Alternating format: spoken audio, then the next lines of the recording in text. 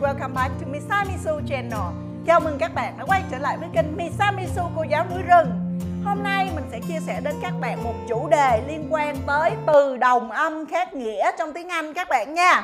Từ đồng âm khác nghĩa là những từ mà đọc giống nhau, tuy nhiên nó là nghĩa khác nhau và chữ viết nó sẽ khác nhau. Chẳng hạn như khi bạn đọc là flower thì nó sẽ có hai nghĩa. Flower là bông hoa hoặc flour có nghĩa là bột mì. Sẽ đến các bạn một vài ví dụ về từ đồng âm khác nghĩa. Chúc các bạn học tiếng Anh thật vui.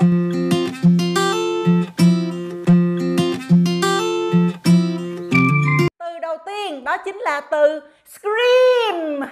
Scream có nghĩa là la hét. Và như vậy khi mà mình nói là I scream for an ice cream, I scream for an ice cream có nghĩa là mình la hét lên để mình muốn ăn kem. I scream for an ice cream, thèm ăn kem quá đi. I scream for an hai đó chính là từ night. Khi mình đọc từ night thì hầu hết chúng ta sẽ nghĩ ngay đến đêm tối.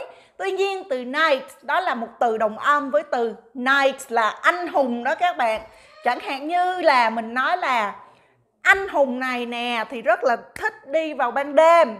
The knight loves traveling at night. The knight loves traveling at night. Anh hùng thích đi đêm. The knight loves traveling at night. Mặc dù từ anh hùng này viết là có chữ k ở đầu nhưng cái âm đó mình không phát âm và mình chỉ đọc đơn giản là night, giống như từ night trong đêm tối thôi. The knight loves traveling at night. Nhớ nha. Night and night. Their dog is playing over there. Their dog is playing over there.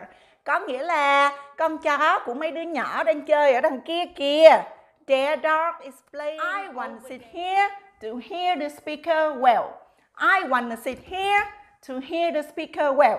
Mình muốn ngồi đây nghe được diễn giả nói chuyện. Tiếp theo đó chính là từ flower. Từ này nhiều người hay dễ đọc nhầm sang từ floor lắm nha. Tuy nhiên từ floor là sàn nhà thì nó sẽ viết như thế này. Còn cái từ flower là bột mì và nó sẽ đọc giống như bông hoa. Đọc y chang bông hoa luôn các bạn nhớ nha. Flower and flower. To bake a flower shaped cake, I use some flour. I use some flour to bake a flower shaped cake. Mình dùng một ít bột mì để mà mình có thể làm ra được một cái ổ bánh hình bông hoa. Mình dùng một ít bột mì để làm ra một cái ổ bánh hình bông hoa. I use some flour to bake a flower shaped cake. Tiếp theo đó là chữ idol. Mọi người đều biết idol có nghĩa là thần tượng rồi.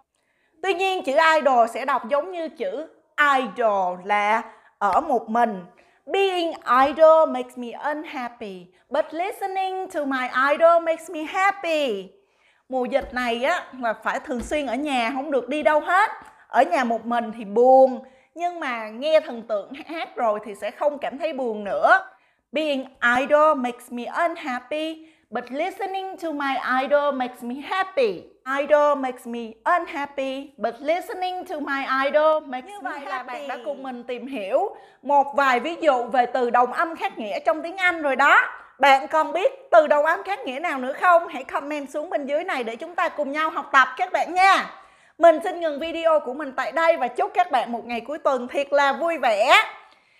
Bạn nhớ subscribe kênh Misamisu cô giáo núi rừng để nhận được những bài học tiếng Anh bổ ích như thế này các bạn nha. Xin chào và hẹn gặp lại.